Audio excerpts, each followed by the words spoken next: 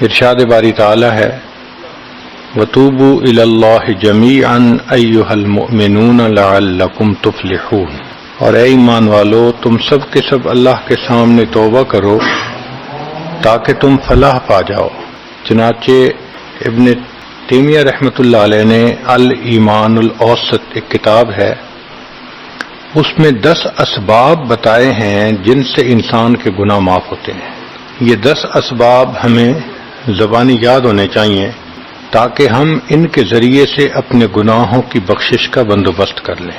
سب سے پہلا سبب استغفار۔ استغفار کہتے ہیں کہ اپنے گزرے ہوئے گناہوں پر نادم ہونا۔ شریعت نے کہا الندم توبۃ، ندامت یہ توبہ ہے، اور حدیث مبارکہ میں ہے کہ قیامت کے دن سب سے زیادہ خوش انسان وہ ہوگا من وجد فی صحیفتہ استغفارا کثیرا، جس کے نام اعمال میں کثرت کے ساتھ استغفار لکھا ہوا ہوگا۔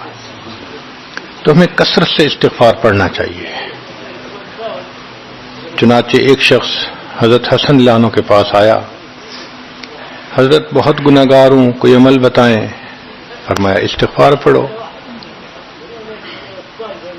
ایک اور آدمی آیا، حضرت بارش نہیں ہو رہی، کوئی عمل بتائیں۔ فرمایا استغفار پڑھو۔ پھر ایک آدمی آیا کہ حضرت بہت قرضہ چڑھ گیا، دعا کریں کہ کوئی اسباب بن جائیں رزق کے، مال کے، تاکہ قرضہ اتر جائے۔ فرمایا استغفار پڑھو۔ پھر ایک شخص آیا کہ حضرت دعا کریں اللہ مجھے بیٹا دے دے۔ فرمایا استغفار کرو۔ ایک آدمی آیا میرا باغ ہے، دعا کریں کہ میرا پھل زیادہ لگے۔ فرمایا استغفار کرو۔ ایک آدمی آیا میری کھیتی باڑی کی زمین ہے، دعا کریں پانی اندر سے نکل آئے۔ فرمایا استغفار کرو۔ اب سننے والا حیران کہ مختلف لوگ مختلف ضروریات آ کر بیان کرتے رہے، سب کے لیے ایک ہی جواب۔ تو اس نے پوچھا کہ حضرت کیا مسئلہ؟ تو فرمایا کہ دیکھو یہ جواب میں نے اپنی طرف سے نہیں دیا، قرآن مجید سے دیا ہے۔ اللہ تعالیٰ ارشاد فرماتے ہیں قرآن مجید میں فَقُلْتُ اسْتَغْفِرُوا رَبَّكُمْ إِنَّهُ كَانَ غَفَّارًا۔ تو سب سے پہلے استغفار کرنے سے گناہوں کی بخشش ہوتی ہے۔ يُرْسِلِ السَّمَاءَ عَلَيْكُمْ مِدْرَارًا، تمہارے اوپر اللہ بارشیں برسائے گا۔ وَيُمْدِدْكُمْ بِأَمْوَالٍ، اللہ مال کے ذریعے تمہاری مدد کرے گا۔ وَبَنِينَ، اور بیٹوں کے ذریعے مدد کرے گا۔ وَيَجْعَلْ لَكُمْ جَنَّاتٍ، اور اللہ تعالیٰ تمہیں درختوں پہ پھل زیادہ عطا کرے گا۔ وَيَجْعَلْ لَكُمْ أَنْهَارًا، اور اللہ تعالیٰ تمہارے لیے زمین سے چشمے جاری فرما دے گا۔ آپ اگر غور کریں تو ہماری روزمرہ کی جو پریشانیاں ہیں وہ انہی میں سے ہیں۔ کوئی بیٹے کے لیے پریشان، کوئی کاروبار کے لیے پریشان، کوئی قرضوں کی وجہ سے پریشان۔ اس کا مطلب یہ کہ اگر ہم استغفار کرنے کی عادت ڈال لیں تو ہمیں کسی اور عمل کی ضرورت ہی نہیں ہے، اور یہ عمل قرآن مجید میں بتایا گیا ہے۔ یہ پروردگار عالم کا کلام ہے۔ ہم استغفار کم کرتے ہیں، کم از کم 100 مرتبہ صبح اور شام استغفار کا کرنا معمول بنا لینا چاہیے۔ آپ لوگ ڈرائیو کرتے ہیں اپنے دفتر جاتے ہوئے تو راستے میں جو آدھا گھنٹہ لگتا ہے اس میں کیا کرنا ہوتا ہے؟ بعض لوگ نعت سن لیتے ہیں، تلاوت سن لیتے ہیں، وہ بھی عبادت ہے، لیکن اس سے زیادہ بہتر یہ ہے کہ انسان خود پڑھے کچھ۔ تو اگر اس دوران آپ استغفر اللہ ہی پڑھتے رہیں تو سینکڑوں دفعہ استغفار نامہ اعمال میں لکھا جائے گا، اور اگر پورا پڑھ لیں استغفر اللہ ربی من کل ذنب واتوب الیہ تو یہ سونے پہ سہاگے والی بات ہے۔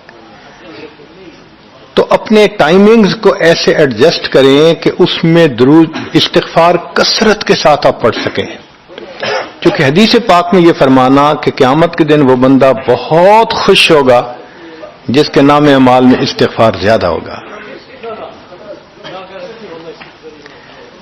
دوسرا سبب ہے توبہ۔ توبہ اور استغفار بہت قریب قریب ہیں، ان میں لائن آف ڈیمارکیشن ڈالنا تھوڑا ڈیفیکلٹ ہے، مگر علماء نے لکھا ہے کہ استغفار پچھلے گناہوں پہ ریپینٹنس کو کہتے ہیں، اور توبہ آئندہ گناہوں کو کمٹ نہ کرنا، اس کی کمٹمنٹ کرنا، عزم کرنا، اس کو کہتے ہیں۔ توبہ عزم جازم، ایک عہد کرنا کہ میں نے آج کے بعد گناہ نہیں کرنا، یہ توبہ کہلاتا ہے۔ تو گویا توبہ کا تعلق آئندہ گناہ نہ کرنا، استغفار کا تعلق پاسٹ کے ساتھ ہے کہ میں نے جو کیا برا کیا، اللہ بس میری غلطی کو پلیز معاف کر دیں، اس کو استغفار کہتے ہیں۔ اور یہ استغفار کا حکم اللہ رب العزت نے اپنے حبیب صلی اللہ علیہ وسلم کو دیا، فسبح بحمد ربک واستغفرہ، حکم ہے، صیغہ ہے امر کا۔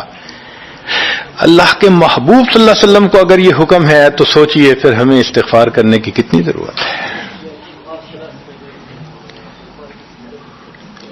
توبہ ہر بندے پہ کرنی ضروری، چنانچہ کافر ہے تو وہ کفر سے توبہ کر کے مسلمان بن جائے، مومن ہے گناہوں سے توبہ کر کے نیک بن جائے۔ جو نیک ہے وہ جو اپنے اعمال کے اندر غفلت ہوتی ہے، نماز کی غفلت، ذکر میں غفلت، تلاوت میں غفلت، اس غفلت سے توبہ کرے، اور جو کہے کہ جی میں تو اس سے بھی توبہ کرتا ہوں، تو بھئی ہم جو اعمال کرتے ہیں یہ اس کوالٹی کے تو نہیں کہ اللہ تعالیٰ کے ہاں قبولیت پا سکیں۔ اب پھر استغفار کرنا کہ اللہ اس کو قبول کر لیجئے، کیونکہ اللہ کے محبوب صلی اللہ علیہ وسلم نے فرمایا ما عبدنا کا حق کا عبادتک، اے اللہ ہم نے عبادت نہیں کی جیسے عبادت کرنے کا حق تھا۔ اگر سید الاولین والآخرین صلی اللہ علیہ وسلم یہ فرماتے ہیں، ہم کس کھیت کی گاجر مولی ہیں، ہماری عبادتیں کیا عبادتیں ہیں؟ تو استغفار کرنا، توبہ کرنا ہم میں سے ہر بندے پر لازم ہے۔ تیسری چیز جس سے کہ گناہ معاف ہوتے ہیں، الحسنات الماحیہ، نیکیاں۔ جو انسان نیک اعمال کرتا ہے تو گناہ دھل جاتے ہیں۔ نیک اعمال کی مثال صابن کی ہے، گناہوں کی مثال میل کی سی ہے۔ صابن جتنا زیادہ لگتا ہے اتنا میل دھل جاتی ہے۔ ان الحسنات یذہبن السیئات، یہاں شیطان دھوکہ دیتا ہے۔ مثلا اگر کوئی بچہ تعلیم پا رہا ہے مگر کوئی گناہ بھی کرتا ہے، تیرے علم کا کیا فائدہ، گناہ تو چھوڑتا نہیں۔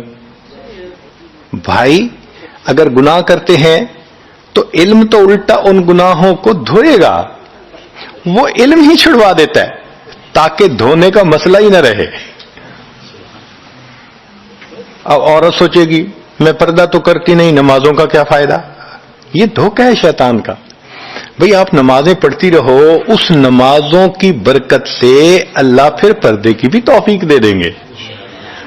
تو نیکی نہیں چھوڑنی چاہیے کبھی بھی، یہ سوچ کے جی میں اچھا تو ہوں نہیں، کیا فائدہ؟ فائدہ ہے۔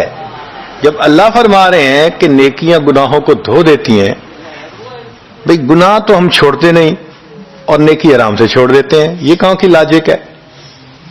تو اس لیے نیکی بھاگ بھاگ کے کرنی چاہیے۔ اگر گناہ ہیں تو نیکی اور زیادہ کریں تاکہ نیکی کی برکت سے گناہوں کی ظلمت ختم ہو جائے اور دھل جائے۔ حدیث پاک میں ہے بندہ گناہ کرتا ہے لکھ دیا جاتا ہے، دوسرا گناہ، تیسرا، 5 گناہ کرتا ہے، پھر اس کے بعد وہ ایک نیکی کرتا ہے تو نیکی والا فرشتہ کہتا ہے کہ دیکھو اللہ کے ہاں دستور ہے من جاء بالحسنۃ فلہ عشر امثالھا، اس کو 10 نیکیاں ملنی تھیں، تم نے 5 گناہ لکھے ہیں نا، اچھا تم 5 گناہ مٹا دو، میں نامہ اعمال میں 10 نیکیوں کی بجائے صرف 5 نیکیاں بیلنس وہ ڈال دیتا ہوں۔ چنانچہ 5 گناہ مٹا دیے جاتے ہیں، 5 نیکیاں نامہ اعمال میں لکھ دی جاتی ہے۔ اس لیے خوب نیکی کرنی چاہیے تاکہ اللہ تعالیٰ گناہوں کی ظلمت سے ہمیں محفوظ فرما دے۔ چوتھی چیز جس سے کہ گناہ معاف ہوتے ہیں، دعاء المؤمنین للمؤمن، جو ایمان والے ایک دوسرے کے لیے دعائیں کرتے ہیں اس سے بھی گناہ معاف ہوتے ہیں۔ چنانچہ عمر لانو جا رہے تھے عمرے کے لیے، نبی علیہ السلام نے فرمایا اے بھائی ہمیں اپنی دعاؤں میں نہ بھولنا. تو نبی علیہ السلام نے امت کو تعلیم دی کہ ایک دوسرے کو دعاؤں کے لیے کہنا چاہیے. یہ بہت اچھی عادت ہے کہ جب کسی سے ملیں جی ہمیں اپنی دعاؤں میں یاد رکھیں. والدین کو کہنا، بڑوں کو کہنا، دوستوں کو کہنا، کیا معلوم کس کی مانگی ہوئی دعا کام آ جائے. اس دعا کا فائدہ ہوتا ہے نا، تبھی تو قرآن مجید میں دعا سکھائی گئی. ربنا اغفر لنا ولاخواننا الذین سبقونا بالایمان. اے اللہ جو ہم سے پہلے ایمان والے چلے گئے ان کی بھی مغفرت فرما دے. تو فائدہ ہوتا ہے تو قرآن نے دعا سکھائی ہے نا. تو ایمان والوں کی دعاؤں سے دوسرے ایمان والوں کو فائدہ ہوتا ہے. حدیث پاک میں ہے دوست کی دعا دوست کے پیٹھ پیچھے رد نہیں کی جاتی. کیوں؟ اس میں خلوص ہوتا ہے. تو اس لیے حدیث پاک میں ہے، مسلم شریف کی روایت ہے کہ اگر کوئی آدمی فوت ہو جائے اور 40 آدمی جنازہ پڑھ لیں جو ایمان والے ہوں، توحید والے ہوں، فرمایا ما من رجل مسلم یموت فیقوم علی جنازتہ 40 رجلا لا یشرکون باللہ شیئا الا شفعهم اللہ فی. اللہ 40 بندوں کی نماز جنازہ کو قبول کر کے میت کی مغفرت فرما دیتے ہیں. پانچواں عمل ما یعمل للمیت من اعمال البر. ہم اپنے فوت شدہ لوگوں کے لیے جو نفل کے کوئی نیک کام کرتے ہیں اس سے بھی ان کے گناہ معاف ہوتے ہیں. مثلا صدقہ کر دیا، قرآن پاک پڑھا، ان کو بخش دیا، ان کی طرف سے عمرہ کیا، حج کیا، ان نفلی اعمال کا ثواب ان کو ملتا ہے. اس کی وجہ سے ان کے گناہوں کو معاف کر دیا جاتا ہے. چنانچہ حضرت شیخ الحدیث رحمۃ اللہ علیہ نے فضائل ذکر میں یا کسی اور کتاب میں واقعہ لکھا ہے کہ ایک اللہ والے تھے، قبرستان کے قریب سے جاتے ہوئے انہوں نے کچھ پڑھ کے قبرستان والوں کو بخش دیا.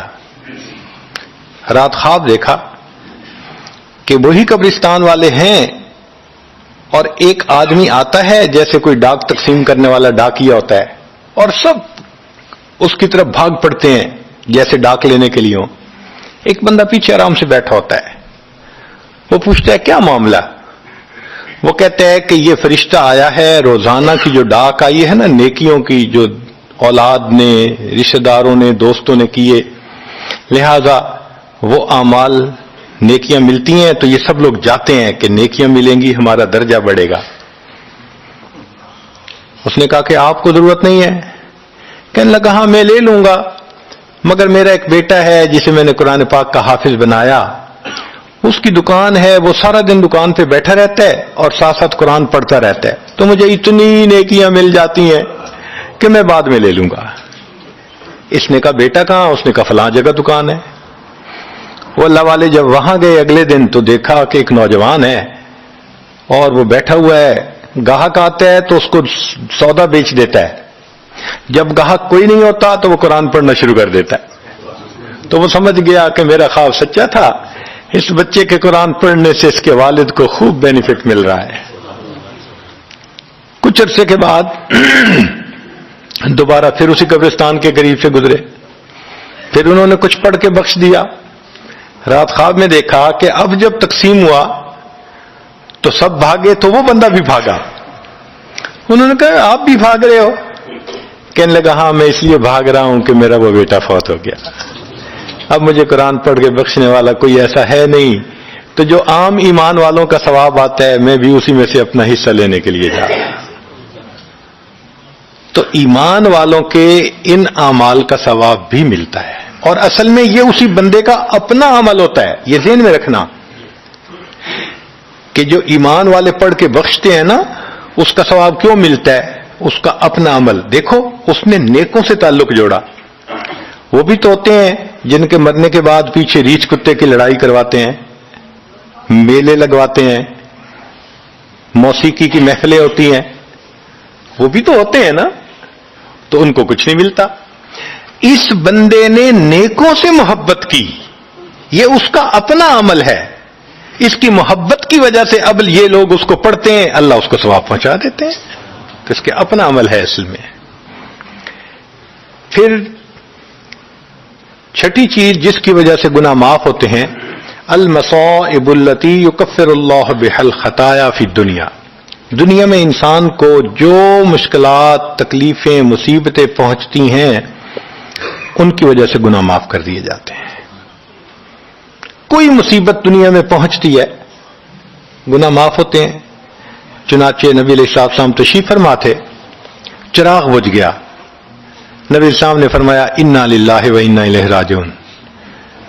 ام المومنین عائشہ صدیقہ نے پوچھا، اے اللہ کے حبیب صلی اللہ علیہ وسلم، یہ تو پڑھتے ہیں جب کوئی آدمی فوت ہو جاتا ہے۔ فرمایا عائشہ، مومن کو جو بھی دنیا میں تکلیف، غم پہنچتا ہے، اگر وہ اس کے اوپر انا للہ پڑھ لے اس کو ثواب ملتا ہے۔ تو سوچنے کی بات ہے، چراغ کے بجھنے پر اگر ثواب ملتا ہے تو کسی عزیز کی زندگی کا چراغ بجھ گیا، اس پر کتنا ثواب ملے گا؟ اس لیے تکلیف آئے تو پریشان ہونے کی بات نہیں ہوتی، صبر کرنے کی بات ہوتی ہے۔ انسان بے صبری کے ذریعے خواہ مخواہ اس تکلیف پر ملنے والے ثواب سے اپنے آپ کو محروم کر دیتا ہے۔ بے صبری سے تکلیف ختم نہیں ہوتی، ثواب ملنا بند ہو جاتا ہے، تو بے صبری کا کیا فائدہ؟ اور ہو سکتا ہے کہ یہ مصیبت جو آئی یہ بندے نے خود مانگی ہو، یہ بھی عجیب بات ہے۔ آپ کہیں گے جی کوئی بندہ مصیبت تو نہیں مانگتا، ہاں ہو سکتا ہے مانگی ہو۔ کیسے کہ دعا مانگی، اللہ مجھے قیامت کے دن میرے محبوب صلی اللہ علیہ وسلم کے ہاتھوں حوض کوثر کا جام عطا کر دینا، اللہ نے دعا قبول کر لی، عمل تو ہے نہیں کہ یہ نعمت نصیب ہو، تو اب کیسے ملے گا؟ اللہ تعالی بیماری، مصیبت، پریشانی کچھ اس کے اوپر بھیج دیتے ہیں۔ اگر یہ بندہ اس پر صبر کر لیتا ہے، اس کو بہانہ بنا کر اللہ اس کو وہ نعمت عطا فرما دیتے ہیں۔ چنانچہ ایک بزرگ تھے، 70s میں تھے، بیوی بھی اسی طرح، بہت نیک تھی بیوی بھی۔ بیوی نے کہا کہ میرا بڑا دل چاہتا ہے کہ نبی علیہ الصلوۃ والسلام کا دیدار نصیب ہو، میں بڑا درود شریف پڑھتی ہوں، نفل پڑھتی ہوں، مگر مجھے واضح زیارت نہیں ہوئی، آپ کو کوئی عمل آتا ہو تو بتا دیں۔ انہوں نے کہا عمل آتا ہے، کرو گی؟ کہا بالکل کروں گی۔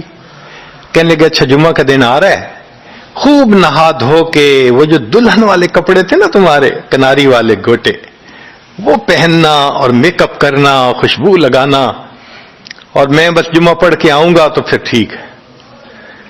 اس نے کہا بہت اچھا۔ وہ اللہ کی بندی نہائی دھوئی، دلہن کی طرح خوب تیار ہوئی، کپڑے دلہن والے پہنے۔ ان بزرگوں نے جمعہ کی نماز پڑھی تو ساتھ بھائی کا گھر تھا اس کی، یعنی ان کی بیوی کا، تو بیوی کے بھائی کے گھر چلے گئے، اس کو جا کے کہا میری عمر دیکھو اور آ کے اپنی بیوی بہن کی حالت دیکھو۔ اس نے کہا کیا مسئلہ؟ وہ ساتھ آ گیا، اور جب گھر آ کے اس نے دیکھا تو بیوی تو دلہن بنی بیٹھی ہے۔ بھائی کو غصہ آیا، تمہیں اپنی یہ تمہاری عمر اور یہ تمہارے لچھن۔ اس نے تو ڈانٹا اور وہ بیچاری روئی، اس کا دل ٹوٹا، رو رو کے حال برا، سو گئی۔ اللہ کی شان کہ اس نیند میں اس کو نبی علیہ السلام کی زیارت نصیب ہو گئی۔ اب وہ اٹھی تو وہ خوش بھی ہے اور پریشان بھی ہے، خوش اس بات پہ کہ زیارت ہو گئی، اور پریشان اس بات پہ کہ میاں نے کیا کیا، خود کہا دلہن بنو اور خود بھائی سے مجھے ڈانٹ پڑوا دی۔ تو پھر اس نے پوچھا کہ آپ نے ایسا کیوں کیا؟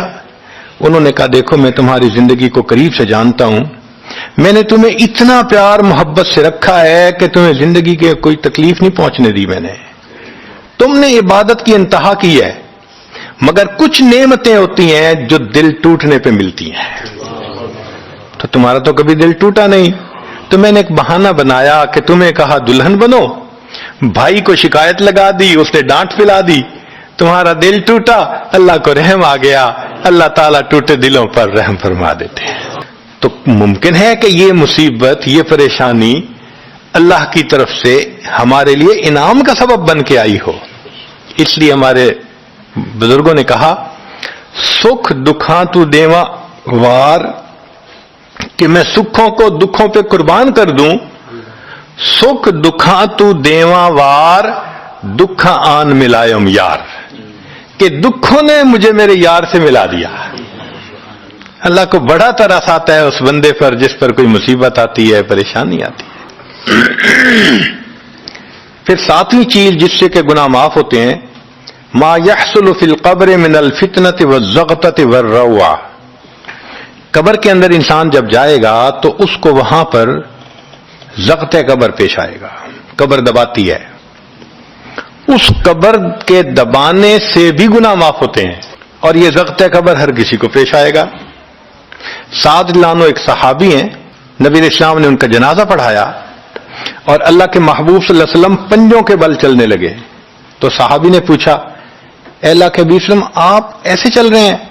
फरमाया, साद की नमाज जनाजा में शिरकत के लिए इतने फरिश्ते आसमान से उतर आए, मुझे पांव रखने की जगह नहीं मिल रही।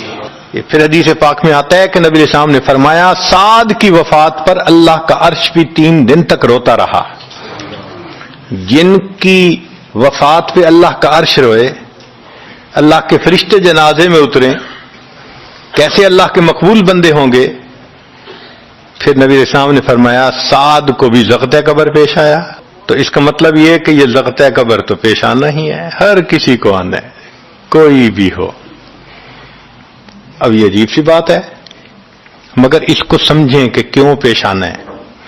आप अगर किसी रेस्टोरेंट पे जाएं और जाके स्वीट डिश खाएं या कबाब खाएं तो बिल पे करना पड़ता है ना। ग्रोसरी स्टोर से जाके कोई चीज लाएं, बिल पे करना पड़ता है ना, हर चीज का बिल होता है ना। इस दुनिया में इंसान जो मजे लेता है, भले जाए सही, उनकी भी एक कॉस्ट है और वो उसे पे करनी पड़ेगी, और वो कॉस्ट ज़ग़्त कब्र से पे होगी। इसलिए जिसकी जिंदगी गुर्बत में गुजरी होगी उसका ज़ग़्त कब्र बहुत कम होगा, और जिसने ऐश आराम मजे सहूलत एंजॉय किया, कॉस्ट तो देनी पड़ेगी ना वहां जाके। तो ज़ग़्त कब्र तो पेश आना है। हमारे वालिद साहब, बचपन में देखता था मैं कि बहुत अच्छा सालन बना होता था ना, तो अक्सर वो गिलास पानी का उठाते थे और एक घूंट पानी डाल देते थे। मुझे समझ नहीं आती थी ये क्या करते हैं। मैं अक्सर उनसे पूछता था, अब्बू आप ऐसे क्यों करते हैं? नहीं बताते थे। जब उनकी वफात हुई तो बाद में वालिदा साहिबा ने कहा कि असल में वो ये कहा करते थे कि नफ्स मेरा दुश्मन है, मैं इस नफ्स को लज्जतें क्यों दूं। वो लजीज खाने के ऊपर भी एक घूंट पानी डाल के उसको कम मजे वाला बना लिया करते थे, जायज लज्जतों को भी कम कर लेते थे। हमारा क्या हाल होगा जो नाजायज लज्जतों के पीछे भागते फिरते हैं। तो ये ज़ग़्त कब्र मोमिन को भी पेश आता है और काफिर को भी, मगर फर्क है। काफिर को पेश आएगा कि हदीस पाक में आता है, दाएं तरफ की पसलियां बाएं तरफ और बाएं की पसलियां दाएं तरफ, यूं पसलियां तोड़ के रख देंगे। और मोमिन को भी ज़ग़्त कब्र पेश आएगा, मगर मोमिन को ज़ग़्त कब्र तकलीफ नहीं देगा इतनी, अगर नेक हुआ। क्यों? अच्छा आप बताएं, सर में दर्द हो तो आप कहते हैं ना जरा सर दबा दो, तो तकलीफ होती है या राहत मिलती है? सर दबाने से राहत मिलती है। जिस तरह सर दर्द में कोई दबाए सर को राहत मिलती है, ऐसे ही मोमिन को ज़ग़्त कब्र तो पेश आएगा, मगर मोमिन के लिए राहत का सबब होगा। आठवीं चीज जिससे कि गुनाह माफ होंगे, अहवाल यौमिल क़ियामत व करबुहा व शदाइदुहा। क़यामत के दिन जो इंसान को एक वहशत की कैफियत होगी, हौल की कैफियत होगी, खौफ डर की कैफियत होगी। अल्लाह अकबर। इमाम गज़ाली रहमतुल्लाह अलैह ने तफसील लिखी है कि सारे लोग खड़े होंगे और सूरज बहुत करीब होगा, पसीने में शराबूर होंगे। अल्लाह अकबर। उस वक्त जहन्नम के अंदर उबाल आएगा और जहन्नम के अंदर से अंगारे उठकर ऊपर जाएंगे और वापस गिरेंगे। फरमाते हैं उस वक्त अंबिया में से कोई नबी भी ऐसा नहीं होगा जिसको ये डर ना हो कि कहीं अंगारे मेरे ऊपर ना आ जाएं। اگر انبیاء بھی تھرا رہے ہوں گے ہمارا اس دن کیا حال ہوگا؟ تو قیامت کے دن کی دہشت اور وحشت کوئی چھوٹی چیز نہیں ہے، مگر اس سے بھی اللہ تعالیٰ ایمان والوں کے گناہوں کو معاف فرما دیں گے۔ پھر نویں چیز جس سے کہ گناہ معاف ہوں گے، شفاعت النبی صلی اللہ علیہ وسلم فی اہل الذنوب یوم القیامہ۔ قیامت کے دن اللہ کے پیارے حبیب صلی اللہ علیہ وسلم جو اپنی امت کے لیے شفاعت فرمائیں گے، اللہ اس پر بھی امتیوں کے گناہوں کو معاف فرما دیں گے۔ نبی اسلام نے ارشاد فرمایا کہ اللہ رب العزت نے ہر نبی علیہ السلام کو ایک ایسی دعا مانگنے کا اختیار دیا کہ جیسی دعا مانگی جائے گی منوان قبول ہو جائے گی۔ تو انبیاء نے دعائیں مانگی، تو صحابی نے پوچھا اے اللہ کے حبیب صلی اللہ علیہ وسلم آپ کو بھی اختیار دیا گیا؟ فرمایا مجھے بھی اختیار دیا گیا۔ اے اللہ کے حبیب صلی اللہ علیہ وسلم آپ نے کیا دعا مانگی؟ فرمایا میں نے کوئی دعا نہیں مانگی، میں نے اس کو ذخیرہ رکھ لیا، قیامت کے دن جب میری گنہگار امت کا حساب ہوگا اس وقت میں وہ دعا مانگوں گا، امت کو لے کے جنت میں جاؤں گا۔ اللہ کے محبوب صلی اللہ علیہ وسلم کو امت سے کتنا پیار تھا۔ کوئی ماں اولاد کے لیے 23 سال نہیں روتی، جوان بیٹا فوت ہو 2-4 مہینے رو کے پھر نارمل لائف ہو جاتی ہے۔ کوئی باپ اولاد کے لیے 23 سال نہیں روتا، اللہ کے پیارے حبیب صلی اللہ علیہ وسلم امت کے لیے 23 سال آنسو بہاتے، رب امتی رب امتی رب امتی دعا مانگتے تھے، لمبے سجدے۔ ام المومنین عائشہ صدیقہ عنہا فرماتی ہیں کہ محبوب صلی اللہ علیہ وسلم کے آنسو جو مصلی پہ گرتے تھے مجھے لگتا تھا کہ بارش کے قطرے زمین کے اوپر گر رہے ہیں، ایسے آواز محسوس ہوتی تھی، اور اتنا لمبا سجدہ ہوتا تھا کہ کبھی کبھی میں اٹھ کے محبوب صلی اللہ علیہ وسلم کے پاؤں کے انگوٹھے کو ٹچ کرتی تھی کہ ابھی جان تو سلامت ہے نا، تب مجھے احساس ہوتا تھا نہیں ابھی تک نہیں، سجدہ لمبا ہو گیا، اتنا لمبا سجدہ۔ کس کے لیے؟ اللہ امت کو گناہوں کو معاف فرما دے، امت کے گناہوں کو معاف۔ چنانچہ جب نبی علیہ الصلوۃ والسلام پر آخری یعنی مرض آئی، بیماری کی کیفیت آئی، تو اللہ کے حبیب صلی اللہ علیہ وسلم کو بخار بہت تیز ہو گیا تھا، اور جو مسجد میں آخری مرتبہ لائے تھے تو 2 آدمی تھے، ایک ادھر تھا ایک ادھر تھا، اور اللہ کے حبیب صلی اللہ علیہ وسلم نے ان کا سہارا لیا تھا اور بہت مشکل سے چل کے تشریف لائے تھے۔ یہ آخری نماز تھی، پھر واپس تشریف لے گئے، بخار اور تیز ہو گیا۔ سیدہ عائشہ صدیقہ عنہا فرماتی ہیں کہ میں نے اوپر کپڑا سا ڈال دیا، کپڑے کے اوپر سے مجھے گرمی محسوس ہو رہی تھی، میں نے پانی کا ایک پیالہ پیش کیا، اللہ کے حبیب صلی اللہ علیہ وسلم پانی کے پیالے میں ہاتھ مبارک ڈالتے تھے اور اپنے چہرے پہ لے رہے تھے، اور جسم تھا کہ جیسے کوئی گرم چیز میں سے گرمی نکل رہی ہوتی ہے، اس طرح وہ بخار سے دہک رہا تھا۔ فرماتی ہیں کہ مجھے محسوس ہوا کہ یہ تو بہت تیز بخار ہے، کبھی ایسا نہیں دیکھا۔ تو میں نے پوچھا اے اللہ کے حبیب صلی اللہ علیہ وسلم بخار ایسا تو کبھی نہیں دیکھا، اتنا زیادہ تیز اتنا زیادہ تیز؟